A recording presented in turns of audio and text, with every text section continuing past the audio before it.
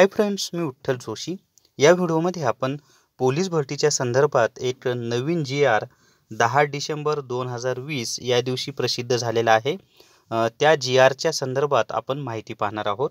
तर या ठिकाणी पहा, हेडिंगच त्यांनी असं दिलेलं आहे, पोलीस शिपाई पदाच्या भरती प्रक्रियेत निवड सूची किंवा प्रतिष्ठा सूची तयार करणे व निवड सूचीची कालमर्यादा निश्चित करणे या विषयाशी संबंधित हा जी.आर आहे। मग आता जी.आर मध्ये काय माहिती दिलेली आहे ती आपण पाहूया सर्व। तर हा जी.आर 10 डिसेंबर 2020 या दिवशीचा आहे। प्रस्तावनेमध्ये पहा, त्यांनी प्रस्तावना अशी दिलेली आहे। आता संपूर्ण जी.आर मी वाचून दाखवणार आहे तुम्हाला व्यवस्थित। तर महाराष्ट्र राज्यातील पोलीस व कारागृह हे गृह विभागाच्या अखत्यारीतील विभाग आहेत। पोलीस विभागातील पोलीस शिपाई व कारागृह विभागातील कारागृह शिपाई ही पदे संदर्भाधीन दिनांक 16/6/2018 शासन निर्णय महाराष्ट्र पोलीस शिपाई सेवा प्रवेश नियम 2018 व त्यामध्ये शासनाने वेळोवेळी केलेल्या सुधारणांनुसार भरती प्रक्रिया राबवून भरण्यात येतात। तसेच राज्य राखीव पोलीस दलातील सशस्त्र पोलीस शिपाई ही पदे संदर्भाधीन 8/10/2012 शासन निर्णयातील राज्य राखीव पोलीस बलातील सशस्त्र पोलीस शिपाई पुरुष सेवा प्रवेश नियम 2012 तरतुदीनुसार भरती प्रक्रिया राबवून भरण्यात येतात। सदरहू सेवा प्रवेश नियमांमध्ये भरतीसाठी तयार करण्यात आलेली निवड सूचीची वैध कालावधी, प्रतिष्ठा सूचीची कार्यपद्धती इत्यादीबाबत स्पष्ट तरतूद नसल्याने सद्यस्थितीत निवड सूची तयार करण्याबाबत सामान्य प्रशासन विभागाच्या आता पुढे जी.आर क्रमांक दिलेला आहे च्या परिपत्रकांमधील सूचनानुसार कार्यवाही केली जाते। भरती प्रक्रियेत तयार करण्यात आलेल्या निवड सूचीतील काही उमेदवार विविध कारणांसाठी पोलीस शिपाई नियुक्ती नाकारतात। तसेच वैद्यकीय कारणास्तव काही उमेदवार पोलीस शिपाई पदासाठी अपात्र ठरतात। अशा परिस्थितीत प्रतिष्ठा यादीतील उमेदवारांचा आवश्यकतेनुसार निवड सूचीत समावेश करून पोलीस शिपाई पदावर नियुक्ती देण्याची कार्यवाही करण्यात येते। परंतु नियुक्ती नाकारणाऱ्या किंवा वैद्यकीय कारणास्तव भरतीच्या निकषानुसार आवश्यक कागदपत्रांअभावी अपात्र ठरणाऱ्या निवड सूचीतील उमेदवारांची संख्या मोठ्या प्रमाणात असते। तसेच नियुक्ती स्वीकारल्यानंतर नजीकच्या कालावधीत राजीनामा देणाऱ्या उमेदवारांचे प्रमाणही वाढीस लागले आहे। त्यामुळे प्रतिष्ठा यादीतील उमेदवार कमी पडतात। परिणामी भरती प्रक्रिया राबवूनही पोलीस शिपायांची पदे रिक्त राहतात। त्यामुळे जेवढ्या पदांसाठी भरती प्रक्रिया राबविली आहे तेवढीच सर्व पदे भरण्यासाठी धोरण निश्चित करण्याची बाब शासनाच्या विचाराधीन होती। शासन निर्णय आता असा दिलेला आहे, निवड सूची व प्रतिष्ठा सूची, पोलीस शिपाई, सशस्त्र पोलीस शिपाई, कारागृह शिपाई या पदांची निवड सूची तयार करताना निवड सूचीवर खालीलप्रमाणे उमेदवारांचा समावेश करण्यात यावा। आता त्याच्यामध्ये पहा, प्रवर्गनिहाय रिक्त पदांची संख्या, त्याच्यामध्ये समजा एक जर असेल जागा रिक्त तर निवड सूचीमध्ये समाविष्ट करावयाच्या उमेदवारांची संख्या 3, म्हणजे एक पद जर भरायचं असेल तर निवड सूची तयार करताना 3 उमेदवारांची नावं त्याच्यामध्ये घ्यावीत। त्याच्यात जो पहिला उमेदवार असतो त्याची लगेच निवड होईल। त्यानं जर नोकरी सोडून दिली तर 2 नंबरच्या उमेदवाराला घेण्यात येईल। 2 नंबरच्या उमेदवाराने सुद्धा नोकरी सोडली तर मग 3 नंबरच्या उमेदवारांना घेण्यात येईल। अशा पद्धतीने ही निवड सूची असेल, हे लक्षात घ्या। आता 2 ते 4 पदं जर जागा भरायच्या असतील, 2 ते 4, तर रिक्त पदे ही अधिक रिक्त पदांच्या 100, म्हणजे रिक्त पदे अधिक रिक्त पदांच्या 100% किंवा 5 यापैकी जे अधिक असेल ते। आता याचा अर्थ काय माहिती आहे का? समजा 2 ते 4, समजा 2 जागा भरायच्या आहेत तर जी निवड सूची आहे ती 5 ची असेल। 3 जागा भरायच्या असतील तरी निवड सूची 5 ची असेल। 4 जागा भरायच्या असतील तर निवड झालेले उमेदवार 4 आणि निवड म्हणजे वेटिंग लिस्टमध्ये 5 उमेदवार असतील। तर आता तुमच्या लक्षात आलं असेल की 2 ते 4 पर्यंत जर जागा भरायच्या असतील तर जेवढ्या जागा आहेत तेवढे उमेदवार तर निवडायचेच आहेत, प्लस 5 उमेदवार वेटिंग लिस्टमध्ये ठेवायचे आहेत। आता समजा जागा जर 5 ते 9 असतील तर रिक्त पदे अधिक रिक्त पदांच्या 50% किंवा 10 यापैकी जे अधिक असेल ते। याचा अर्थ काय?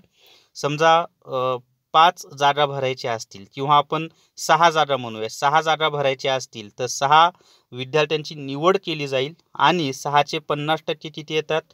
3 येतात. मग हे 3 पेक्षा 10 मोठे आहेत, म्हणजेच 10 उमेदवार हे वेटिंग लिस्टवर असतील. जर समजा म्हणजे तुमच्या लक्षात आलेलं आहे, समजा 8 जागा भरायच्या असतील तर 8 जागांवर निवड होईलच, प्लस हे 10 उमेदवार वेटिंग लिस्टवर घेण्यात येतील. आणि 8 पैकी जर कोणी सोडून गेलं तर मग या 10 उमेदवार जे वेटिंग लिस्टवर आहेत त्यापैकी पहिला उमेदवार घेतला जाईल. अजून कोणी सोडून गेलं तर वेटिंग लिस्टमधील दुसरा उमेदवार घेतला जाईल. अशा पद्धतीने ती यादी असणार आहे.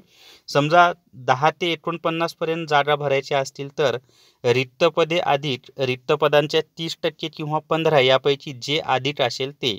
म्हणजे काय, तर समजा 10 जागा भरायच्या आहेत तर 10 उमेदवारांची निवड केली जाईल आणि 15 उमेदवार हे वेटिंग लिस्टला असतील. म्हणजे या 10 पैकी जर नंतर कोणी नोकरी सोडून गेलं तर या वेटिंग लिस्टमधले जे उमेदवार आहेत त्यांची निवड इथे केल्या जाईल. त्याच्यानंतर 50 किंवा त्याहून अधिक जर जागा असतील तर रिक्त पदे अधिक रिक्त पदांच्या 25%.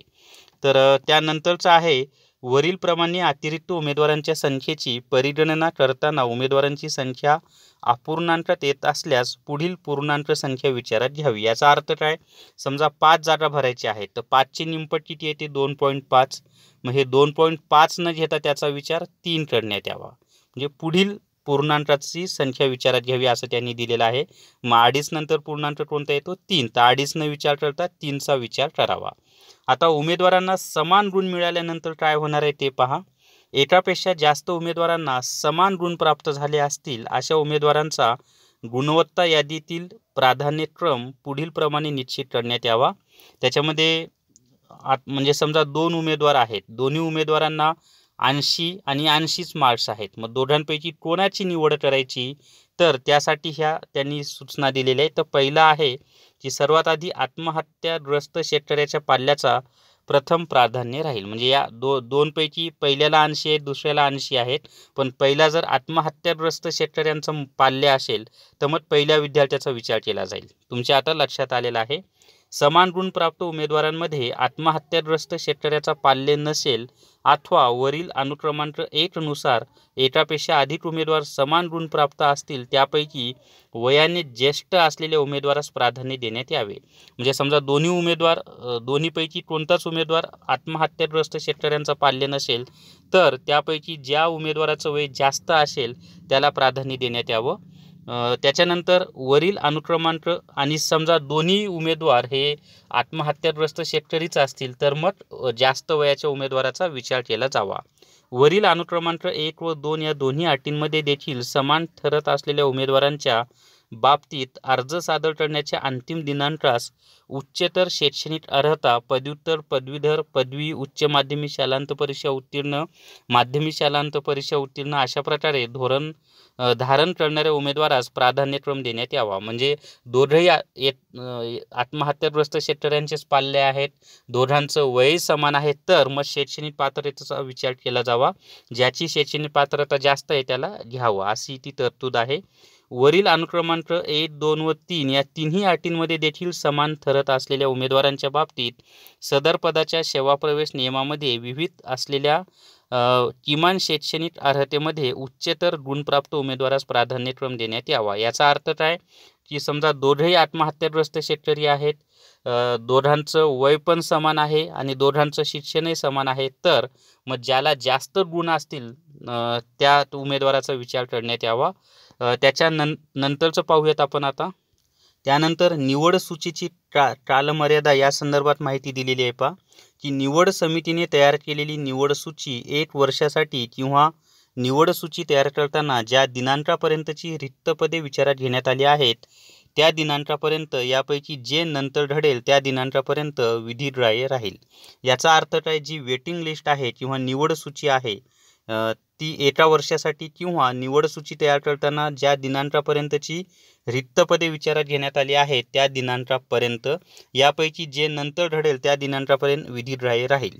निवड समितीने तयार केलेल्या निवड सूचीमधून ज्येष्ठतेनुसार उमेदवारांची नियुक्तीसाठी शिफारस केल्यानंतर शिफारस केलेला उमेदवार सदर पदावर विविध मुदतीत रुजू न झाल्यास किंवा संबंधित पदाच्या सेवाप्रवेश नियमातील तरतुदीनुसार किंवा जात प्रमाणपत्र अन्य आवश्यक प्रमाणपत्रांची अनुपलब्धता, अवैधता किंवा अन्य कोणत्याही कारणास्तव नियुक्तीसाठी पात्र ठरत नसल्याचे आढळून आल्यास अथवा शिफारस केलेला उमेदवार रुजू झाल्यानंतर नजीकच्या कालावधीत त्याने राजीनामा दिल्यामुळे किंवा त्याचा मृत्यू झाल्याने पद रिक्त झाल्यास अशी पदे त्या त्या प्रवर्गाच्या निवड सूचीतील अतिरिक्त उमेदवारांमधून म्हणजे वेटिंग लिस्टमधून वरिष्ठतेनुसार उतरत्या क्रमाने भरण्यात यावीत. मात्र अशी कार्यवाही निवड सूचीच्या कालमर्यादेतच करण्यात यावी. म्हणजे जो 1 वर्षाचा कालावधी दिलेला आहे त्याच वेळेमध्ये करण्यात यावी. आणि हा शासन निर्णय तुम्हाला www.maharashtra.gov.in या वेबसाईटवर सुद्धा मिळेल. त्याचा क्रमांक हा दिलेला आहे. तर या व्हिडिओमध्ये आपण पोलीस भरतीच्या संदर्भात जो नवीन GR आलेला आहे त्याची माहिती पाहिलेली आहे. हा व्हिडिओ तुमच्या मित्रांसोबत, इतर व्हॉट्सअप ग्रुपवर आणि टेलिग्राम चॅनलवर जास्तीत जास्त शेअर करा आणि विठ्ठल जोशी माझं चॅनल सबस्क्राईब करा. Thank you very much.